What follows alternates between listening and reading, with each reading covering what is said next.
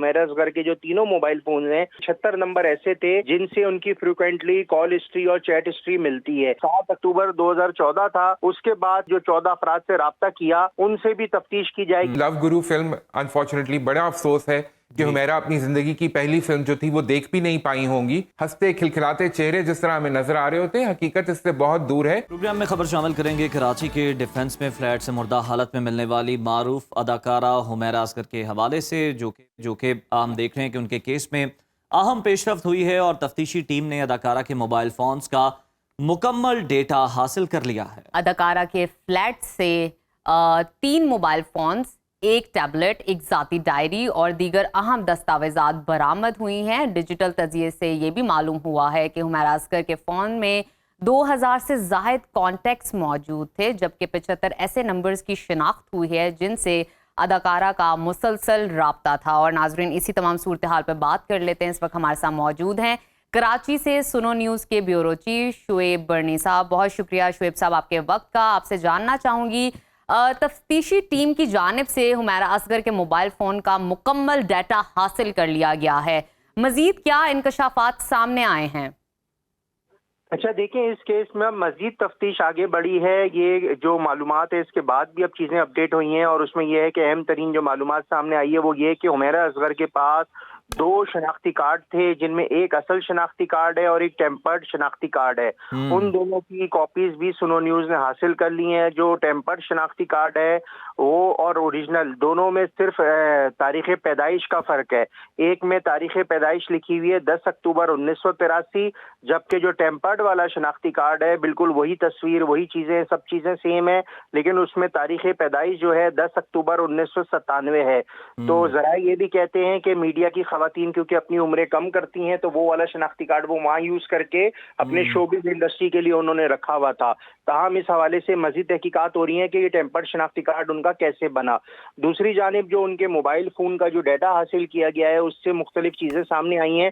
उसमें से 2 mobile phones पे तो उनके कोई पासवर्ड वगैरह नहीं लगा हुआ था, तो उसको आसानी से खोल के देखा गया है तो पता ये चला है कि हुमैरा असगर के जो तीनों मोबाइल फोन हैं उनमें कुल 2215 नंबर सेफ थे और उन 2215 नंबर्स में से 75 नंबर ऐसे थे जिनसे उनकी फ्रिक्वेंटली कॉल हिस्ट्री और चैट हिस्ट्री मिलती है।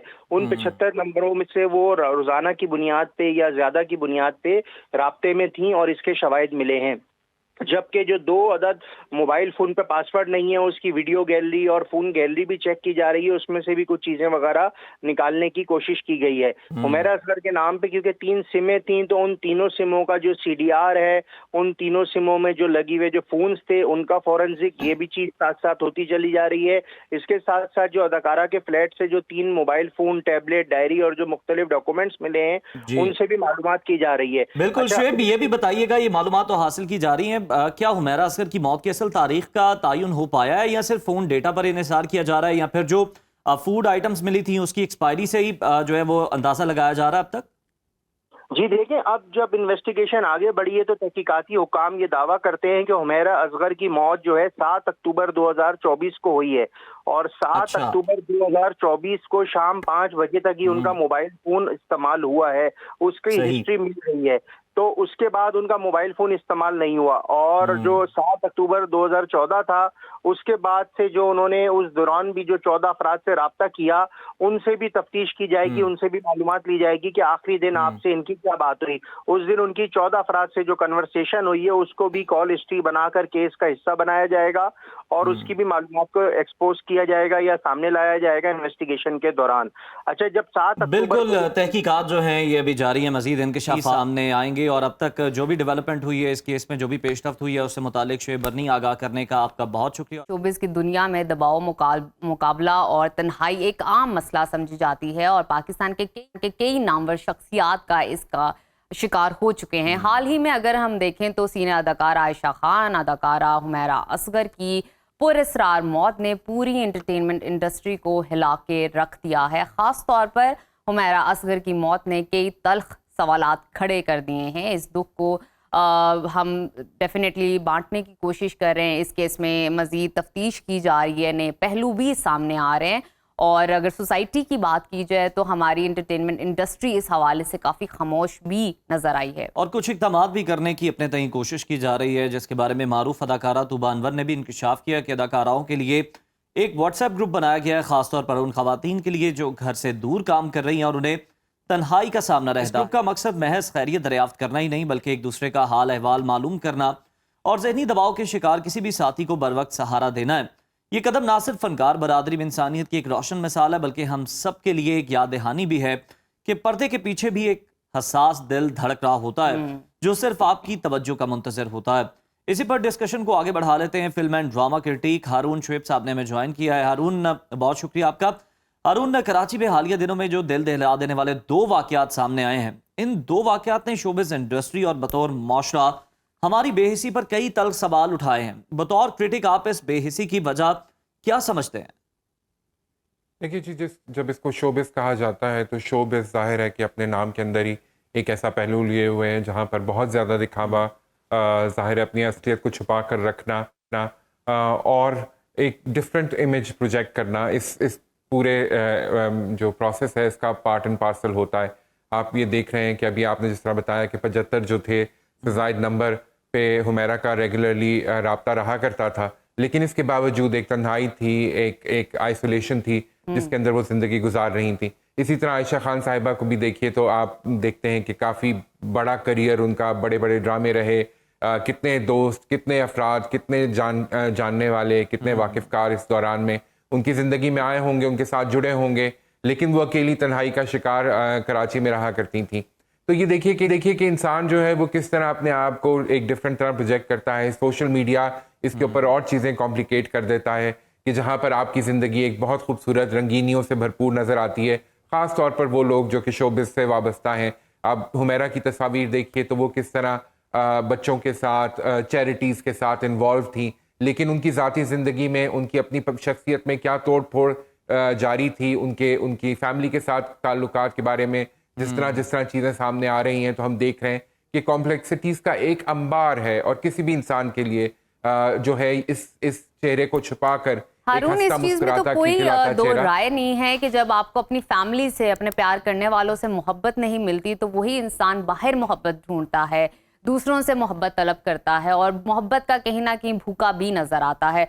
मैं आपसे मजीद जानना चाहूँगी क्योंकि आप एंटरटेनमेंट इंडस्ट्री पे अपनी ऑब्जर्वेशन रखते हैं, एक आपका कमांड है, चीज़ों को कीनली ऑब्जर्व करते हैं।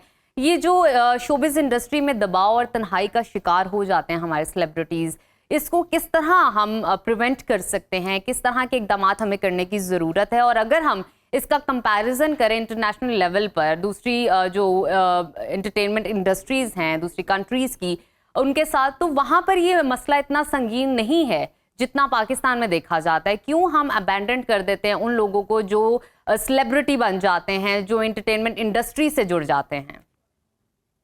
देखिए जी, इसमें 2-3 चीज़ों को मैं पॉइंट आउट करना चाहूँगा। सबसे पहली बात तो ये है कि जब आप इंटरनेशनली देखते हैं तो जिस तरह सेलिब्रिटीज़ बड़ी बनती जाती हैं वो अपनी शख्सियत में एक डेप्थ भी लाती हैं। उनका मुताला वसी होता है, वो अच्छे लोगों के साथ उठते बैठते हैं, वो चीज़ें सीखते हैं, वो अपनी पर्सनालिटी की ग्रोथ के ऊपर इन्वेस्ट करते हैं। हमारे यहाँ फ़नकारों का मसला ये होता है कि वो इस भाग-दौड़ में लग जाते हैं। अब ख़ास तौर पे सोशल मीडिया के आने के बाद हमारे नंबर ऑफ़ फॉलोअर्स, हमारे लाइक्स, हमारी इंस्टाग्राम के ऊपर इमेज किस किस्म की है, यही चीज़ें हमारे फ़नकारों का महवर बनकर रह गई हैं।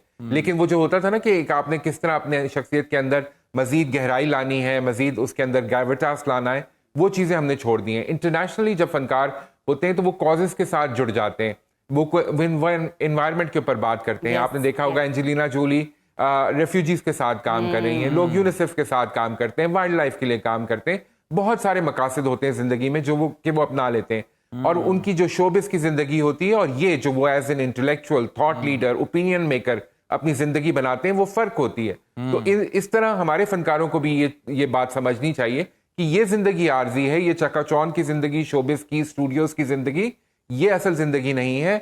ये आपका प्रोफेशन है, लेकिन उसके बाद आपकी अपनी शख्सियत है। अच्छा जो कि फिर आपके किरदारों में आपकी अपनी एक शख्सियत है, ये चकाचौंध तो बिल्कुल आर्जी, आप सही कह रहे हैं। लेकिन एक और बड़ा तल्ख जो है वो हम देख रहे हैं, एक बयान आप उसे कह लें, एक हकीकत जो है वो सामने आई है। हुमैरा असगर के एक स्टाइलिस्ट रहे हैं किसी शूट के दौरान, उनकी जानिब से जो है एक ट्वीट भी किया गया था कि उनसे किसी किस्म का कोई राब्ता नहीं हो रहा। उनका इंटरव्यू भी आया, वो कहते हैं कि जी किसी ने राब्ता भी नहीं किया, किसी ने जानने की कोशिश भी नहीं की हुमैरा के हवाले से, और लॉबिंग की उन्होंने निशानदेही की। जो सबसे बड़ी अहम बात, उन्होंने कहा कि मुझे बहुत सारे लोगों ने कहा कि रहने दो, तुम्हें उसके साथ काम करने की क्या जरूरत है। तो ये तन्हाई नहीं है, ये आइसोलेट किया भी जाता है इंडस्ट्री के अंदर। बिल्कुल बिल्कुल आप सही कह रहे हो ज़ैर। और अभी आप देखिए कि लव गुरु फिल्म, अनफॉर्चुनेटली बड़ा अफसोस है कि हुमैरा अपनी जिंदगी की पहली फिल्म जो थी वो देख भी नहीं पाई होंगी, क्योंकि उस वक्त तक वो गुजर चुकी थी। लव गुरु में एक छोटी सी अपीयरेंस है उनकी, और मैं बड़ा चौंका था जब मैंने उनको वहां देखा, क्योंकि हम उनको जानते हैं, उनको हमने टेलीविजन के ऊपर देखा था। तो जब मैंने देखा तो मैंने कहा, अरे किसी ने बात भी नहीं की कि हुमैरा भी इस फिल्म का हिस्सा है। लेकिन जब ये फिल्म रिलीज हुई होगी, इसका प्रीमियर हुआ होगा, तो फिल्म के प्रोड्यूसर, डायरेक्टर, राइटर, उनके साथी अदाकार, किसी ने हुमैरा को रीच आउट नहीं किया और उनको इनवाइट नहीं किया उस प्रीमियर के ऊपर।